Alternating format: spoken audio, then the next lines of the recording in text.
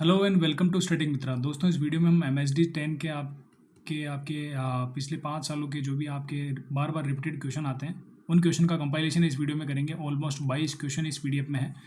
इनमें से जो रिपीटेड क्वेश्चन है वो वही सारे इंक्लूड करे गए हैं। सो ये वीडियोस बेसिकली मैं आपको 1 या 2 पार्ट में दूंगा, है ना। जनरली मैराथन वीडियोज़ रहेंगी, बट कोशिश ये होगी कि मैक्सिमम चीज़ें आपको वीडियोज़ में मिल जाएँ। आपको ज़्यादा एक्स्ट्रा चीज़ चाहिए तो फिर आप इसको पीडीएफ को परचेज भी कर सकते हैं, ठीक है। इसके लिए आपको स्टैटिक मित्रा सर्च करना है यूट्यूब टेलीग्राम पे, वहाँ पे आप इसकी पीडीएफ भी मिल जाएगी, ठीक है। तो स्टार्ट करते हैं। सबसे पहले, जैसे कि मैं आपको हर वीडियो में कहता हूँ, ये आपको कुछ इंस्ट्रक्शन दिए गए हैं ताकि आपको पीडीएफ को कैसे इस्तेमाल करना है, इन लेक्चर्स को कैसे देखना है, वो आप इन चीज़ों से इसको आप दिमाग में रखेंगे ताकि आपको कोई कन्फ्यूजन नहीं रहेगा बाद में, ठीक है। नाउ सो देखो, यहाँ से आप पढ़ना स्टार्ट करेंगे। सबसे पहले तो मैं आपको बता दूं, लास्ट जो अभी आपका जो पहले पेपर हुआ था उसमें बहुत सारा कन्फ्यूजन रहा था कि कुछ लोगों को लगा कि 3 घंटे का पेपर है, कुछ लोगों को लगा 2 घंटे का पेपर है, किसी को लगा 4 क्वेश्चन करने, किसी को लगा 3 क्वेश्चन करने। तो मैंने यहाँ पे इसको पेस्ट करा है कि यहाँ पे जो एमएसडी 10 का आपका पेपर होने वाला है वो 2 घंटे का पेपर है, 50 मार्क्स का पेपर है ये। इसमें जो आपका पहला प्रश्न आता है, पेपर के अंदर जो पहला प्रश्न आता है वो आपका करना ही करना है, वो आपको मैंडेटरी करना अनिवार्य है उसको। इसके बाद जो आपकी बाकी बचे हुए प्रश्न होते हैं उनमें से 3 करने हैं। मतलब आपको टोटल कितने प्रश्न करने हैं? 4 क्वेश्चन इसमें से करने हैं, ठीक है। पूरे पेपर में आपको 4 क्वेश्चन ही करने हैं। मैं आपको ऑलमोस्ट 22 क्वेश्चन का कंटेंट देता हूँ ताकि आपका ऑलमोस्ट किसी भी तरीके का क्वेश्चन आ जाए आप आराम से उसको डील कर सको। सो आपको अदरवाइज कुछ भी पढ़ने की जरूरत नहीं है, सारा सब कुछ आपको यहीं मिल जाएगा। सो भटकने की जरूरत नहीं है। ये मैंने आपको पुराने पेपर जो पीवाईक्यू की रिसर्च होती है उनमें से जो मेरे को इंपॉर्टेंट लगे उनको मैंने बॉक्सेस में बंद करके यहाँ पर कटिंग लगाई हुई, तो आप यहाँ से भी इसको देख सकते हैं, ठीक है। इन्हीं के आंसर जो अपन नीचे फाइंड आउट करने का प्रयास भी करेंगे, ठीक है। नाउ पहला प्रश्न यहाँ पे आता है आपका, प्रेमचंद के स्त्री संबंधी दृष्टिकोण पर प्रकाश डालिए, ठीक है। तो प्रेमचंद जी का नारी के प्रति यानी स्त्री के प्रति क्या दृष्टिकोण था, इसको अपन यहाँ पे देखेंगे, ठीक है। नाउ सबसे पहले अपन भूमिका से स्टार्ट करते हैं। भूमिका में क्या है कि प्रेमचंद हिंदी साहित्य के पहले कथाकार हैं जिन्होंने स्त्री को करुणा की वस्तु नहीं, सामाजिक यथार्थ की पीड़िता और संघर्षशील इकाई के रूप में प्रस्तुत किया है। तो प्रेमचंद जी के यहाँ प्रेमचंद स्वयं एक ऐसे कथाकार रहे हैं जिन्होंने स्त्री को करुणा की दृष्टि से नहीं देखा या करुणा की वस्तु मात्र नहीं समझा। उन्होंने सामाजिक यथार्थ की एक पीड़िता के रूप में उन्होंने स्त्री को दिखाया है, संघर्षशील इकाई के रूप में जो है स्त्री को प्रस्तुत किया है। उनकी दृष्टि जो है, स्त्री दृष्टि सुधारवादी है, यथार्थवादी है और मानवतावादी है, ठीक है। तो वो स्त्री को एक वस्तु के नज़रिए से नहीं देखते हैं, वो सुधारवादी दृष्टि से देखते हैं कि स्त्रियों की दशाओं में किस तरह सुधार हो सकता है। वो यथार्थवादी जो स्थिति है उनको ही अपनी कथाओं में दिखाते हैं, जैसे कि बड़े घर की बेटी कहानी, इनके एग्जाम्पल भी आप इनमें दे सकते हैं, ठीक है। यथार्थवादी और मानवतावादी दृष्टिकोण यहाँ पे दिखता है। तो ये आपकी भूमिका होगी प्रेमचंद की स्त्री संबंधी दृष्टिकोण को लेकर के। अगर आप क्वेश्चन आता तो आप ये जो इस प्रकार इंट्रोडक्शन लिखेंगे, ठीक है। इसके बाद पॉइंट क्या बनाएंगे, स्त्री की सामाजिक स्थिति का यथार्थ चित्रण। तो स्त्री की सामाजिक स्थिति का यथार्थ चित्रण कैसा है कि प्रेमचंद ने स्त्री को पितृसत्तात्मक समाज की शिकार के रूप में बताया गया है कि समाज में चूँकि पितृसत्तात्मकता का क्या है, प्रभुत्व है, तो यहाँ पे नारी को जो है कहीं न कहीं परेशानियों का सामना करना पड़ता है और वो उसकी शिकार भी बनी हुई नजर आती है, ठीक है। जैसे कि कहानी कफन की बुधिया और सदगति की जालपान, नमक का दरोगा की स्त्रियां सामाजिक असहायता की प्रतीक है। तो ये कुछ कहानियों के एग्जाम्पल आपको लिखने पड़ेंगे। कफन में बुधिया नाम का एक कैरेक्टर है, सदगति कहानी में जालपा नाम की एक स्त्री है, और नमक का दरोगा कहानी में भी कुछ स्त्रियां हैं जिनकी जो सामाजिक रूप से असहाय नजर आती है या उनको कोई सहायता नहीं मिलती है। तो ये सामाजिक यथार्थ का चित्रण यहाँ पे देखने को मिलता है। इसके बाद स्त्री और शोषण का लिंक कैसा है इनके यहाँ पे, तो स्त्री शोषण को उन्होंने दहेज, बाल विवाह, विधवा जीवन और यौन शोषण से जोड़ा है, ठीक है। बेटों वाली विधवा, ये कहानी बेटों वाली विधवा स्त्री सामाजिक विडंबना को उजागर करती है, ठीक है। तो ऑब्वियस सी बात है, विधवाओं की स्थिति कैसी रहती है। आज 2026 चल रहा है। जब प्रेमचंद अपनी रचनाएं करते थे 1905 से लेकर के जनरली 1934 तक उन्होंने अपनी रचनाएं लिखी। इस बीच में महिलाओं की स्थिति कैसी रही होगी, तो विधवाओं की स्थिति और ज़्यादा खराब रही होगी। वैसी बात है, सामाजिक विडंबनाओं को भी उजागर करती है इनकी कहानियाँ। निर्मला नाम का इनका उपन्यास है जिनमें निर्मला जो है दहेज प्रथा की शिकार यहाँ पे दिखती है। तो ये स्त्री और शोषण के एग्जाम्पल यहाँ से आप इसको देख सकते हो, ठीक है। नेक्स्ट पॉइंट बनेगा आपका स्त्री की चेतना और विद्रोह भी यहाँ दिखता है कि प्रेमचंद ने अपनी कहानियों में, अपने लेखन में, चाहे उपन्यास लिखे हो चाहे कहानी लिखी हो, वहाँ पे उनके स्त्री चरित्र क्या करते हैं, उनके स्त्री चरित्रों में चेतना भी प्रवाहित होती है और विद्रोह की भावना भी वो रखती है। कि प्रेमचंद की स्त्रियां केवल सहन करने वाली नहीं है कि सहन करती जा रही, दुख दर्द जितना है सबको सहन कर रही, नहीं, बल्कि वो चेतनशील भी है। वो अपनी चिंताओं को समझती है और उनके प्रति प्रतिकार भी करती है। ठीक है। जैसे कि सेवा सदन की सुमन सामाजिक पाखंड के विरुद्ध खड़ी होती है। आपने सेवा सदन पढ़ा होगा तो आपको पता है सुमन किस तरह संघर्ष से गुजरती है और सामाजिक पाखंड के विरुद्ध खड़ी हुई नजर आती है, ठीक है। गबन की जाल पार आत्मग्लानि और नैतिक संघर्ष का उदाहरण, ये गबन इनका उपन्यास, यहाँ पे भी एक जालपा नाम का कैरेक्टर है, आत्मग्लानि और नैतिक संघर्ष का उदाहरण भी ये प्रस्तुत करती है। तो यहाँ की स्त्री चेतना और विद्रोह ये भी यहाँ पे प्रेमचंद के नारी संबंधी दृष्टिकोण में दिखता है, ठीक है। स्त्री पुरुष समानता की अवधारणा क्या यहाँ दिखती है क्या, तो प्रेमचंद स्त्री को पुरुष से कम नहीं मानते। तो प्रेमचंद का स्वयं का अपना जो मत है वो ये है कि स्त्री और पुरुष दोनों बराबर होते हैं। वे शिक्षा, सम्मान और आत्मनिर्भरता के पक्षधर है कि पुरुष और महिलाएं दोनों ही शिक्षा, सम्मान और आत्मनिर्भरता दोनों के पक्षों में बराबर होनी चाहिए, ठीक है। जैसे कि कहानी स्त्री और पुरुष में यह दृष्टि स्पष्ट होती है। तो उनकी कहानी स्त्री और पुरुष, इनमें स्त्री पुरुष समानता को काफ़ी अच्छे तरीके से दर्शाया गया है। तो ये आप एग्जाम्पल यहाँ से लिख सकते हो, ठीक है। नाउ इसके बाद निष्कर्ष में क्या लिखेंगे, निष्कर्ष में आपको ये लिखना पड़ेगा कि प्रेमचंद की स्त्री दृष्टि आधुनिक, यथार्थवादी और सामाजिक न्याय पर आधारित है। ये जो मैं आपको अंडरलाइन कर रहा हूँ, जो सर्कल में बंद कर रहा हूँ, इन कीवर्ड्स पर ध्यान रखेंगे आप। तो आधुनिक, यथार्थवादी और सामाजिक न्याय पर आधारित है। वे स्त्री को दया का नहीं बल्कि अधिकार दिलाने वाले लेखक हैं, है ना। स्त्री को दया की दृष्टि नहीं देखते, जबकि वो स्त्री को क्या दिलाना चाहते हैं, अधिकार दिलाना चाहते हैं। वो ऐसे लेखक है प्रेमचंद के, ठीक है। तो ये प्रेमचंद की स्त्री या नारी दृष्टिकोण हो गया। ये अगर इस पर कोई भी किसी प्रकार का क्वेश्चन आता है तो आप डेफिनेटली इसको मेंशन करेंगे। बार बार से इस वीडियोस को देखना ताकि आपको जो है ये चीज़ें याद हो जाएंगी, राइट। पीडीएफ से भी इनको आप रिवाइज कर सकते हो, ठीक है। नाउ इसके बाद दलित चेतना के संदर्भ में सदगति कहानी का मूल्यांकन कीजिए। देखो, दलित चेतना के संदर्भ में सदगति कहानी का जो सदगति कहानी है वो बेसिकली दलित चेतना पर ही लिखी गई है, ठीक है। तो यहाँ पे दलित चेतना किस तरह दिखती है उसको यहाँ पे लिखना है। लेखक कौन है इसके, प्रेमचंद, ठीक है। तो आप सब जानते हैं 9 से 12 तक जो होता है आपका ऑलमोस्ट प्रेमचंद का ही साहित्य है सारा का सारा, है ना। जो आपका सब्जेक्ट ग्रुप है वो सारा का सारा प्रेमचंद की कहानी और उपन्यास से भरा हुआ है, ठीक है। सो ये भी आप ध्यान रखेंगे। नाउ भूमिका में क्या लिखेंगे कि सदगति प्रेमचंद की सबसे तीव्र दलित चेतना युक्त कहानी है। देखो सर, मैं आपको बताता हूँ प्रेमचंद ने किस तरह अपने रचना काल में किस तरह लेखन किया है, ताकि क्या कि आपके पास एक इंसाइट होगा तो आप उसको और बेहतर तरीके से लिख सकेंगे। तो प्रेमचंद शुरू में नैतिकता से भरी हुई कहानी लिखते थे। जब उन्होंने अपना रचना काल के शुरू में वो नैतिकता से भरी हुई कहानी लिखते थे, आदर्शवादी कहानी लिखते थे, जिनका जमीनी स्तर से इतना ज़्यादा लिंक नहीं बैठता था। मतलब उनकी कहानियाँ अंत में जाकर के सुखांत हो जाती थी कि आराम, बहुत ही अच्छे एंड पर कहानियाँ समाप्त होती हैं। बट धीरे धीरे जब जो उनका साहित्य मेच्योर हुआ, जब उनका साहित्य परिपक्व हुआ, तो वो नग्न यथार्थ को भी अपने यहाँ पे बेसिकली दर्शाने लगे अपने कहानियों उपन्यासों के अंदर। तो आप जब देखोगे तो सदगति कहानी इनके रचना काल के लास्ट वाली कहानियाँ हैं, है ना। कफन भी इनके लास्ट वाली कहानियाँ, मतलब कहने का मतलब क्या है कि 1905 से ये लिख रहे थे, बट आदर्श से भरी हुई कहानी लिखते थे। जैसे कि बड़े घर की बेटी, तो बड़े घर की बेटी में वो बेटी बहुत ज़्यादा सहन करती है, फिर भी वो विद्रोह नहीं करती है, ठीक है। और लास्ट में वो कहीं ना कहीं एक अच्छे एंड पे आकर के चीज़ें ठीक हो जाती है और एकदम पाठक भी खुश हो जाता है और लेखक का भी मन जो विचलित नहीं होता है। बट चूँकि समाज में एक्चुअल जो यथार्थ होता है, जो नग्न यथार्थ होता है, वो दरअसल अलग होता है। वहाँ पे चीज़ें इतनी ठीक नहीं हो पाती, चीज़ें हमेशा खराब ही रहती है और वो चीज़ें बेकार ही रहती है हमेशा ही। कभी हमेशा यथार्थ पर आकर के मतलब आदर्श नहीं बन सकता असल ज़िंदगी ना। तो उनका जो 1920 के बाद मान लो या फिर 1925 के बाद मान लो, जब वो अपने बेसिकली लेखन काल के अंतिम दौर में थे, तब उनकी कहानियाँ बहुत ही ज़्यादा नग्न यथार्थ को लिखती थी कि जो ज़मीनी स्तर पर है, जो जितनी बुराइयाँ हैं वो सारी वहाँ दिखें, ताकि असल में पाठक को पता लगे, एक उनके मन में एक संवेदनशीलता आए, है ना। जो वर्ग है संवेदनशील वर्ग, उनके प्रति संवेदनशीलता की भावना जाएगी, इसलिए वो इस तरह की कहानी लिखते थे। ये सदगति उस टाइम की कहानी है जब उनका लेखन जो है मेच्योर हो चुका था, परिपक्व हो चुका था। तो यहाँ पे जातिगत शोषण दिखाया जाता है, धार्मिक पाखंड भी दिखाया जाता है, अमानवीय व्यवस्था का यथार्थ दस्तावेज भी ये कहानी है, ठीक है। ये कहानियाँ अमानवीय व्यवस्था, धार्मिक पाखंड और जातिगत शोषण को दिखाती है, ठीक है। नाउ इसके बाद कहानी का जो कथा सार है वो क्या है, सदगति में क्या है कि दुखी चमार अपने बेटे की शादी के लिए पंडित घासीराम के यहाँ बेगार करता है, ठीक है। अत्यधिक श्रम और अमानवीय व्यवहार से उसकी मृत्यु हो जाती है, ठीक है। ये बेसिकली सदगति में है, ठीक है। तो बेसिकली एक पिता है, दलित वर्ग का एक पात्र है, पिता है, वो अपनी बेटी के लिए क्या करता है, बेटी की शादी करवाना चाहता है, ठीक है। अब पंडितों का तो इतना मतलब पंडित तो सबको ही चाहिए, मतलब कहने का मतलब है कि पंडितों का महिमा मंडन इतना ज़्यादा है कि पंडित के बिना शादी हो ही नहीं सकती। आज भी दलित वर्ग में ये कहीं ना कहीं चेतना नजर आती है कि पंडित जी नहीं आएंगे तो मतलब शादी जो संपन्न पूर्ण तरीके से नहीं होगी। बट ये क्या है, ये अपन ने क्या इस्तेमाल किया, धार्मिक पाखंड है ना बेसिकली ये तो।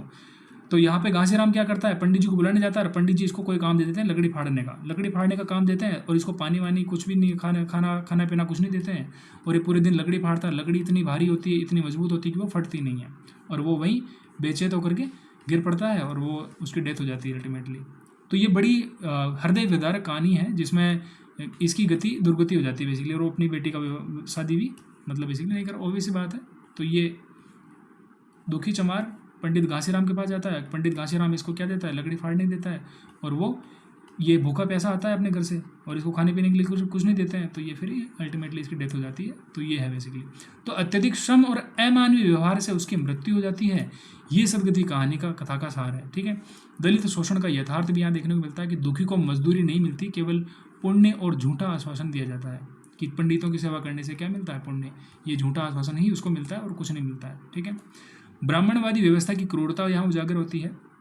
धर्म और पाखंड को कैसे जोड़ेंगे, तो धर्म और पाखंड, पंडित घासीराम धर्म का उपयोग औजार के रूप में करता है कि वो चूंकि पंडित है तो वो किसी से कुछ भी करवा सकता है, किसके दम पे, कि तुम्हें पाप लगेगा, तुम्हें पुण्य नहीं मिलेगा। ठीक है, ये औजार है उसका बेसिकली। ठीक है, मृत्यु के बाद भी दुखी की सदगति नहीं होती, यह कहानी पर तीखा व्यंग्य है। तो जब वो मर जाता है उसके बाद भी उसके साथ ठीक व्यवहार नहीं किया जाता, मतलब ये इसी कहानी है लास्ट में भी, है ना। तो काफ़ी ज़्यादा इंटेंस कहानी है ये। ठीक है, मृत्यु के बाद भी दुखी की सदगति नहीं हो पाती, यही कहानी का तीखा व्यंग्य है। ठीक है, दलित चेतना का स्वर भी यहाँ देखने को मिलता है। और जब दुखी की मृत्यु हो जाती है तो दलित जो बेसिकली कैसे मोहल्ला होता है, वहाँ के लोगों को जब ये खबर मिलती है तो वहाँ पे एक सुगबुगाहट देखने को मिलती है, क्रांति की झलक देखने को मिलती है, जो कहीं ना कहीं जो ब्राह्मणवाद है उसके प्रति क्या है, एक प्रतिकार है, एक विद्रोह की चेतना है वहाँ पे। तो कहानी दलित जीवन की निराशा, व्यवस्था और असमानता को उजागर करती है। यह चेतना भावुक नहीं, यथार्थवादी और विद्रोही है। ठीक है, यथार्थवादी। आप चाहो तो सदगति का वीडियो देख लेना, आपको बहुत सारे जो सरकारी चैनल है उन पे इनके वीडियोस मिल जाएंगे। आपको पूरी कहानी फिल्म की तरह दिखाई गई है, 10-15-20 मिनट की कहानी होगी, आप इसको देख सकते हैं वहाँ से भी, अगर आपको देखना है तो। बहुत अच्छी कहानी है, काफ़ी ज़्यादा फेमस भी है, आपने पढ़ी भी होंगी आई थिंक, है ना। निष्कर्ष क्या लिखेंगे, तो सदगति दलित विमर्श की आधारशिला है। प्रेमचंद यहाँ समाज के नैतिक पतन, यहाँ तो नैतिक पतन हो जाता ना, जब आदमी को पानी की नहीं पहुँच रहे हैं ना, खाने पीने का छोड़ो, पानी की नहीं पहुँच रही। इवन ये बीड़ी या जो सिगार होता है इसका सिलगाने के लिए जब एक अंगारा जलाने के लिए कुछ मांगता है तो वो भी इसको फेंक के मारा जाता है, इसके सर पर लगता है वो भी। तो बड़ा नैतिक पतन यहाँ पे दिखाया गया इस कहानी के अंदर, नैतिक पतन प्रकट और प्रहार भी ये कहानी करती हुई नजर आती है। और प्रेमचंद का जो बेसिकली इस तरह का कंटेक्स्ट यहाँ पे उभर के आता है। तो सदगति कहानी आपने देखी, ये कहानी जो दलित चेतना के प्रति काफ़ी ज़्यादा संवेदनशीलता से भरी हुई है, दलित चेतना को जागृत करने के लिए काफ़ी ज़्यादा फेमस है ये कहानी। तो स्त्री के बारे में अपन ने एक कहानी देखी, एक क्वेश्चन देखा, इसके बाद अपन ने दलित के बारे में देखा, है ना। ये कमजोर वर्ग को, जैसे कि प्रेमचंद की जो ज़्यादातर कहानी उनमें कौन कौन आएंगे, जैसे कि स्त्री की दशा पर लिखी गई कहानियाँ होंगी, एक आपको दलितों के ऊपर, दलित चेतना पर भी कुछ कहानियाँ देखने को मिलेंगी, कुछ आप बहुत सारी कहानियाँ आपको किसानों पर देखने को मिलेंगी, है ना, मजदूरों पर देखने को मिलेंगी। यही जो प्रेमचंद की कहानियों के अंदर ज़्यादातर यही वर्ग झलकते हैं, इसलिए ये वर्ग, चूँकि यही वर्ग सबसे बड़ा होता है समाज के अंदर, और आज भी कहानियाँ इनकी ज़्यादा फेमस है क्योंकि ये वर्ग सबसे ज़्यादा बड़ा है आज भी। ठीक है, तो प्रेमचंद के यहाँ ये चारों वर्ग काफ़ी ज़्यादा दिखाई पड़ते हैं। ठीक है, नाउ विधवाओं के लिए भी है, ऐसे कई सारे वर्ग बना सकते हैं कि विधवाओं के लिए भी इन्होंने काफ़ी सारी कहानियाँ लिखी है। तो जैसे कि ये कहानी आपकी विधवाओं से रिलेटेड है, तो कहानी कला की दृष्टि से बेटों वाली विधवा का विश्लेषण कीजिए। ठीक है, भूमिका क्या है कि यह कहानी सामाजिक व्यंग्य और स्त्री विमर्श का सशक्त उदाहरण है। ठीक है, कथा वस्तु क्या है, कथा वस्तु मतलब इस कहानी के अंदर क्या है कि विधवा स्त्री के प्रति समाज का दृष्टिकोण बेटों की संख्या से तय होता है कि उसके बेटे कितने, इससे उस विधवा का जो स्टेटस क्या होगा दिखाई पड़ेगा। पात्र कौन कौन है इस कहानी में, तो इस कहानी में है विधवा स्त्री है जो पीड़ा, व्यंग्य और सामाजिक विडंबना का प्रतीक है। विधवा स्त्री का जो प्रतीक है वो पीड़ा, व्यंग्य और सामाजिक विडंबना का प्रतीक है। और समाज क्या है, स्वार्थी और संवेदनहीन है। ठीक है, समाज क्या है, स्वार्थी और संवेदनहीन है, जो कि अपने स्वार्थ से मतलब रखता है और किसी के प्रति संवेदनशीलता नहीं रखता है। ठीक है, तो समाज और विधवा स्त्री ये प्रतीक है, एक तरह से किसी व्यक्ति विशेष का नाम नहीं है, एक किसी वर्ग का नाम नहीं, ये बेसिकली एक प्रतीक है कि विधवा स्त्री क्या है यहाँ पे, पीड़ा, व्यंग्य और सामाजिक विडंबना का प्रतीक है, और समाज क्या है यहाँ पर, स्वार्थी और संवेदनहीन जो है का प्रतीक है। ये पात्र चित्रण हो गया आपका। शिल्प क्या है, कैसा है, अब ऑब्वियसली बात है, आपको एक कंट्रास्ट दिखाना है तो आपको व्यंग्यात्मक शैली का प्रयोग करना पड़ेगा। तो शिल्प आपका कैसा है, व्यंग्यात्मक शैली का है, और आप दूसरा कौन सा है, संकेतात्मक, संकेत कर रहे हैं कि किस तरह का समाज है, किस तरह विधवाओं की स्थिति उजागर होती है। तो संकेतात्मक कथन हो गया और व्यंग्यात्मक शैली हो गया। अपना प्रश्न क्या है, अपना प्रश्न है कि कहानी कला की दृष्टि से, अब तो कहानी कला की दृष्टि से दिखाना, तो कहानी कला में आपको छह बिंदु देखने को मिलते हैं, 6 बिंदु देखने को मिलते हैं। इनमें आपको एक तो आपको भूमिका तो इंट्रोडक्शन में लिखनी है, कथा वस्तु कहानी किस तरह की है, पात्र कौन कौन है ना, शिल्प कौन कौन है, शिल्प किस तरह का है, भाषा किस तरह की इस्तेमाल की गई है ना। तो भाषा कैसी है, सरल, व्यवहारिक और लोक जीवन से जुड़ी हुई भाषा है। निष्कर्षतः क्या कह सकते हैं, कहानी कला की दृष्टि से यह सामाजिक चेतना की सशक्त रचना है। ठीक है, समझ में आ गया ये चीज। नाउ अब आप एक चीज़ ध्यान रखेंगे, जब भी आपको कहानी कला के बारे में पूछ रहे हैं ना, कहानी कला के बारे में जो पूछ रहा है प्रश्न में, तो आपको क्या बताना है वहाँ पे, कहानी कला की जब बात करें तो कहानी के मुख्य तत्व कौन कौन से होते हैं, तो इन्हीं तत्वों के बारे में आपको जिक्र करना है कि 6 तत्व होते हैं मुख्यतः, कथानक और कथा वस्तु और कथानक, पात्र और चरित्र चित्रण कैसा है, संवाद और कथोपकथन किस तरह के हैं, भाषा शैली किस तरह की है, देश काल वातावरण किस तरह का है, और उद्देश्य क्या है। यही 6 कथन आपको लिखने हैं। अब यहाँ पे ऊपर तो अपने को दलित और स्त्री नारी वर्ग के बारे में पूछा गया था, बट यहाँ पे कहानी कला मतलब कहानी किस तरह लिखी गई है, कहानी किस तरह लिखी गई, उसमें क्या क्या है कि देश काल वातावरण क्या है, उस कहानी का उद्देश्य क्या है, ये 6 पॉइंट आपको लिखना है। जब भी कहानी कला के बारे में आपको प्रश्न आएगा, कहानी कला के बारे में आप लिख देता हूँ, ठीक है, कहानी कला के बारे में जब आपको प्रश्न आएगा तो आप इन्हीं 6 तत्वों का जो क्या करेंगे, जिक्र करेंगे। ठीक है, तो ये 6 का आप जिक्र करेंगे। ठीक है, नाउ इसके बाद में अपन चले कि नोहरी का चरित्र चित्रण। इस प्रकार के प्रश्न भी काफ़ी ज़्यादा पूछे जाते हैं। नोहरी का चरित्र चित्रण, नोहरी के बारे में आपको यहाँ पे देखो भूमिका कैसी है कि नोहरी प्रेमचंद का दलित स्त्री पात्र है ना। नोहरी क्या है, प्रेमचंद का दलित स्त्री पात्र है। सामाजिक स्थिति कैसी है, ये गरीब है, दलित है और शोषित स्त्री है। ठीक है, चरित्र चित्रण में ये तो लिखेंगे ना कि उसकी भूमिका क्या है, वो कहाँ स्टैंड करती है, तो ये बेसिकली दलित स्त्री पात्र है। सामाजिक स्थिति क्या है, ये गरीब है, दलित है, शोषित स्त्री है। संघर्षशील व्यक्तित्व है इसका कि ये अत्याचार सहकर भी जीवटता बनाए रखती है, कि ये अत्याचार सहन करती है फिर भी जीना नहीं छोड़ती है ना, जीवटता बनाए रखती है। ठीक है, जीवटता बनाए रखती है, ये इंपॉर्टेंट वर्ड है। ठीक है, स्त्री चेतना कैसी है, तो मौन विरोध करती है, ठीक है, और आत्मसम्मान को बनाए रखती है। ये स्त्री चेतना की स्त्री, ये विरोध तो करती है बट ये क्या है, साइलेंटली विरोध करती है। ठीक है, साइलेंटली विरोध करती है और आत्मसम्मान यानी सेल्फ रेस्पेक्ट भी है। ठीक है, ये स्त्री चेतना है। यथार्थवादी चित्रण भी यहाँ देखने को मिलता है कि प्रेमचंद का मानवीय दृष्टिकोण यहाँ पे स्पष्टता नजर आता है। और निष्कर्ष, नोहरी शोषित स्त्री का सशक्त प्रतीक है, एक शोषित स्त्री का सशक्त प्रतीक है। ये भी आप देखेंगे कि नोहरी, अब ये आपने 5-6 लाइनें पढ़ ली। ठीक है, इसके बाद में आपको घुमा के लिखना है। ये सब चीज़ें मैंने आपको एक बेसिकली आइडिया दे दिया है। ठीक है, चरित्र चित्रण में इतना ही लिखना पड़ेगा आपको, कोई ज़्यादा विशेष पूरी कहानी नहीं लिखनी है। इसको आप अब यहाँ पे मैंने जैसे आप दलित वाला जो ऊपर क्वेश्चन बताया है, ठीक है, वहाँ जो पॉइंट आपने सीखे हैं, ठीक है, जो पॉइंट वहाँ सीखे हैं वही पॉइंट आप अब इस प्रश्न में ला करके ऐड कर देंगे यहाँ पे।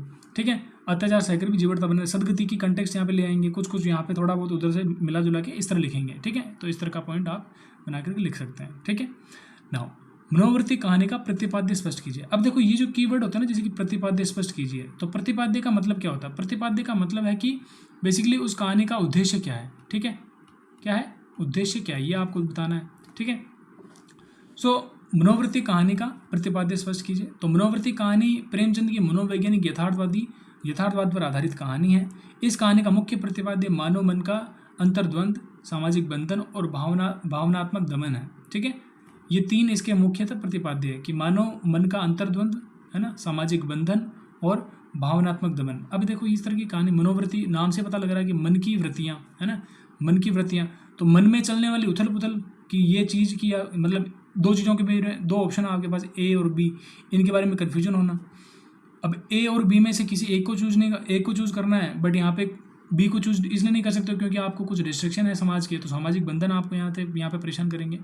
इसके बाद आपको ज़बरदस्ती ए को ही सिलेक्ट करना पड़ेगा, अपने आप को सप्रेस करके, अपने मन को मतलब बेसिकली करके दबा के या जैसे भी करके भावनात्मक दमन यहाँ पे आपको देखने को मिलेगा। तो ये बेसिकली इस तरह का कन्फ्यूजन टाइप का है। तो मनोवृत्ति, मन की वृत्तियों पर रिलेटेड ये कहानी है। ठीक है, तो कहानी का केंद्रीय विषय क्या है, केंद्रीय विषय मतलब प्रतिपाद्य मुख्य उद्देश्य क्या है कि व्यक्ति की आंतरिक इच्छाओं और बाह्य सामाजिक मर्यादाओं के बीच संघर्ष की स्थिति यहाँ पे दिखती है आपको।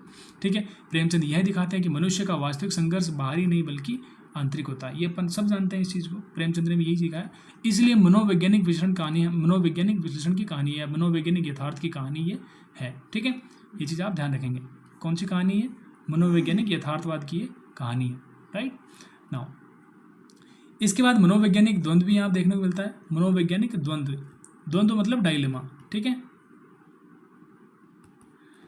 तो कहानी का प्रमुख पात्र मनोज्ञ अपनी मन की भावनाओं को सामाजिक मर्यादाओं के कारण दबा लेता है। बेसिकली मैं आपको बताऊं, यहाँ पे दो पात्र है। ठीक है, एक पात्र जैसे कि उच्च वर्ग का मान लो, एक मान लो निम्न वर्ग का है, इनके बीच में हो जाता प्रेम। ठीक है, अब ये समाज के अब ये दोनों चाहते थे कि एक दूसरे से मिल जाए।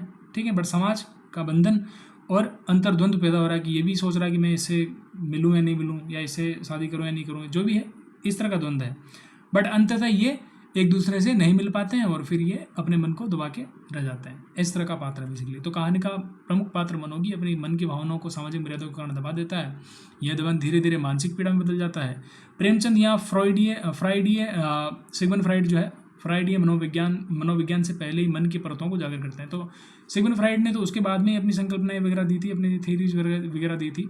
उससे पहले ही प्रेमचंद ने इस तरह की जो है बेसिकली कह सकते हैं कि मन की परतों को उजागर करने वाली जो इस तरह की कहानियों अपने जिक्र किए हैं। ठीक है, सामाजिक दबाव का प्रभाव यहाँ देखने को मिलता है कि समाज व्यक्ति को स्वतंत्र नहीं रहने देता। समाज व्यक्ति को स्वतंत्र नहीं रहने देता। पात्र अपनी भावनाओं को व्यक्त करने में असमर्थ रहता है, जिससे आत्मिक कुंठा का जन्म होता है ना, आत्मिक कुंठा जन्म लेती है। स्त्री मन का सूक्ष्म चित्रण भी यहाँ देखने को मिलता है कि प्रेमचंद स्त्री मन की संवेदनशीलता, संकोच और आत्मसंघर्ष को बड़ी गहराई से प्रस्तुत करते हैं। यह दृष्टि निर्मला में भी दिखती है और सेवा सदन में भी दिखती है। निर्मला में तो पात्र का नाम ही निर्मला ही है। सेवा सदन में जो है बेसिकली सुमन नाम की एक कैरेक्टर है। सेवा सदन बेसिकली क्या है? एक वेश्यालय है। बेसिकली आपने अगर पढ़ा है तो आपको पता होगा, अदरवाइज मैं आपको बताता हूँ ये वेश्यालय है कि सुमन और उसके पति के बीच में कुछ ठीक नहीं रहता है। सुमन नहीं चाहते हुए भी इस वैशाल्य में कुछ स्त्रियों के संपर्क में आती है। इसे काफ़ी अच्छा लगता है और यह वहीं जाकर के रहने लगती है।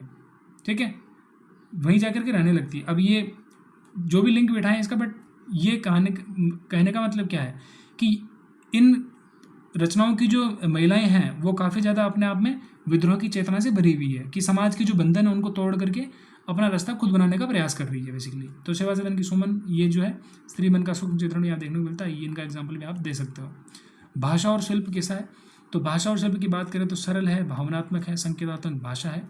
आंतरिक संवाद, इनर मोनोलॉगी का प्रभाव भी यहाँ दिखाई पड़ता है कि आदमी इनर मोनोलॉगी का अंतर मतलब क्या होता है? आंतरिक संवाद का मतलब, आंतरिक संवाद का मतलब है मन ही मन में बात करना, मन ही मन में। ठीक है, अपन करते हैं ना बहुत बार कि कोई चीज़ डाउट में है, कुछ समझ में नहीं आ रहा तो, या फिर किसी बाहर पहुंच भी नहीं सकते तो कभी अंदर ही अंदर आप खुद ही से बात कर रहे हैं, खुद ही से समझने का प्रयास कर रहे हैं। तो आंतरिक संवाद भी काफ़ी ज़्यादा प्रभावी यहाँ पे देखने को मिलते हैं। कहानी ये प्रेमचंद की भाषा शैली की विशेषता है, आंतरिक संवाद मोनोलॉगी। बाकी सरल है, भावनात्मक है, संकेतात्मक भाषा का इस्तेमाल यहाँ पे किया गया है। निष्कर्ष से क्या कह सकते हैं कि मनोवृत्ति का प्रतिपाद्य है मनुष्य का सबसे बड़ा संघर्ष उसके मन के अपने भीतर ही होता है। ठीक है, ये इसका मुख्य प्रतिपाद्य है। ठीक है, मनुष्य का सबसे बड़ा संघर्ष उसके अपने मन के भीतर ही होता है। ये कहानी प्रेमचंद की मनोवैज्ञानिक चेतना का उत्कृष्ट उदाहरण है। ठीक है, मनोवैज्ञानिक चेतना का उत्कृष्ट उदाहरण है। तो ये आप इसको यहाँ से इससे लिख सकते हैं, आपका निष्कर्ष हो गया। ठीक है, इसके बाद आपकी विध्वंस कहानी की प्रासंगिकता पर प्रकाश डालना है कि इसकी क्या रिलेवेंसी है ना, क्या रिलेवेंसी है, ये आप यहाँ से रीड कर सकते हो इसको। ठीक है, इसके बाद सुजान भगत कहानी के शिल्प पर प्रकाश डालिए, ये भी आप यहाँ से देख सकते हो। बाकी क्वेश्चन काफ़ी सारे हैं, जैसे कि आपके लास्ट क्वेश्चन आता है एग्जाम में, उसमें आधुनिक दलित संदर्भ और प्रेमचंद, ये इन पर आता है। पारिवारिक यथार्थ और सुजान भगत कहानी पर आता है। सुजान भगत कहानी पर बड़े क्वेश्चन भी आए हुए, यहाँ पे इसमें भी आता है अलग अलग में। ठीक है, गुल्ली डंडा कहानी में व्यक्त जीवन मूल्य पर जो है प्रकाश डाली। गुल्ली डंडा कहानी में बेसिकली दो दोस्त होते हैं। ठीक है, बचपन के दो दोस्त होते हैं, बट एक गाँव छोड़ के शहर चला जाता है, एक गाँव में रह जाता है ना। गाँव शहर का दुनिया देखने को मिलता है। अब ये गांव वाला गांव में रहता है, शहर वाला शहर में चला जाता है। ये शहर वाला वापस गांव में जब लौटता है तो अपने दोस्त को वहीं का वहीं खड़ा पाता है जहाँ पर वो था पहले। उसकी स्थिति आज भी नहीं बदली, वो वहीं का वहीं है। जब ये दोनों शुरू में बच्चे थे तो गुल्ली डंडे खेलते थे, बट आज ये जब वापस लौटता है तो उसे काफ़ी ज़्यादा फासला नजर आता था। जब ये गाँव में आ जाता फिर भी काफ़ी ज़्यादा अंतर नजर आता कि ये तो कहाँ रह गया, मैं कहाँ रह गया। तो वो जीवन मूल्य का एक यहाँ पे एक जो है वो कॉन्टेक्स्ट यहाँ देखने को मिलता है। नाउ इसके बाद प्रेमचंद की कहानी और रामविलास शर्मा, ये तो कम पूछी गई है इसलिए मैंने इसको मार्क नहीं करा है। ये बार बार पूछी गई है इसलिए मैंने इनको मार्क करा हुआ है। आप इनका आंसर यहाँ से देख सकते हैं। ठीक है, नाउ ये इसका सेकंड पार्ट मैं आपको जल्दी ही डालूंगा दोबारा, ठीक है। बाकी आपको अगर ये रिवीजन में आपको काफ़ी हेल्प मिल जाएगी। पीडीएफ यहाँ से परचेज कर सकते हैं आप टेलीग्राम पे जाकर के स्टैटिक मित्रा सर्च करेंगे, वहाँ पे जाकर आपको इसकी पीडीएफ मिल जाएगी, ठीक है। So all the best from my side. आपको मुझे लगता है आपको सारी चीज़ें समझ में आई होंगी। मैं आपको ऑलमोस्ट देखो यार 4 से 5 क्वेश्चन ही करने होते हैं, पेपर कोई सा भी हो आपका। मैं आपको 20 से 25 क्वेश्चन के आसपास में कंटेंट देता हूँ, ताकि आपको कोई भी मतलब ऐसा नहीं लगे कि मतलब मैंने कम पढ़ा हुआ है ना। आपको सारी चीज़ें कंप्लीटली अंडरस्टैंडिंग आपके हो जाए, बैठ जाएगी, सारी चीज़ें रटी जाएगी आपके, और आप दिमाग में एकदम फिक्स हो जाएंगी वो चीज़ें, ठीक है। पीडीएफ को मैंने इस तरह बनाया कि आपकी जो स्क्रीन पर देखते हो वाइट वाली जो पीडीएफ होती है उसमें क्या है कि आंखों पर ज़्यादा जोर पड़ता है, तो ये थोड़ा सा चेंज करने का प्रयास किया। So thank you so much for watching till the end. Will meet in next video. तब तक के लिए आप बताइए कि कैसा आपको ठीक लग रहा है, और वीडियो के बारे में अपनी राय कमेंट में ज़रूर दें। Thank you so much. और आपको बेस्ट लग रहा है, ठीक लग रहा है, तो थोड़ा सा सब्सक्राइब करके, लाइक करके थोड़ा सपोर्ट कर सकते हैं। Thank you so much. Will meet in next video. Jai Hind.